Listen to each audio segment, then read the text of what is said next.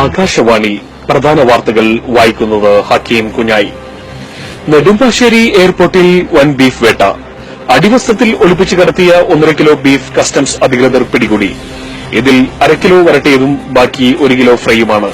പ്രതി ചാക്കോച്ചനെ 14 ദിവസത്തേക്ക് റിമാൻഡ് ചെയ്തു. ഇയാൾക്ക് അന്തർദേശീയ ബീഫ് കടത്ത് സംഘവുമായി ബന്ധമുണ്ടെന്ന് സംശയിക്കുന്നു. ചാണകത്തിൽ ചവിട്ടിയതിന് യുവാവിനെ പ്രത്യേക അന്വേഷണ സംഘം കൊല്ലത്ത് നിന്ന് അറസ്റ്റ് ചെയ്ത് ചോദ്യം ചെയ്തു വരുന്നു. ഈ കൊടിയ കുറ്റത്തിന് UAPA ചുമത്തുമെന്ന് കരുതപ്പെടുന്നു.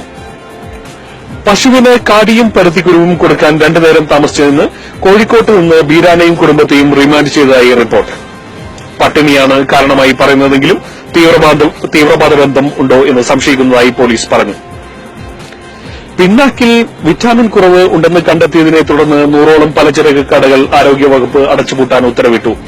കടയുടമകളിൽ നിന്ന് 10 പശുവിനെയോ എരുമയോ വാങ്ങാനുള്ള പിഴ ഈടാക്കുമെന്ന് ഉദ്യോഗസ്ഥർ അറിയിച്ചു.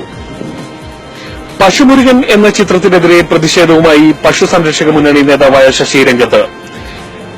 ഗോമാതാവ് എന്ന നാമകരണം ചെയ്യണമെന്ന ആവശ്യവുമായി നിയമസഭയ്ക്ക് മുന്നിലേക്ക് മാർച്ച് നടത്തുമെന്നും സുര അറിയിച്ചു.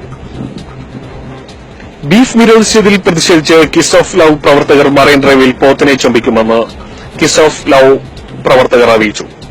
ഇപ്പോൾ കിട്ടിയ വാർത്ത. പാലിന് വേണ്ടിയെന്ന വ്യാജനെ പശുവിന്റെ അകടിൽ പിടിച്ച ഗംഗേഷിനെ ബലാത്സംഗ കുറ്റത്തിന് അറസ്റ്റ് ചെയ്തു.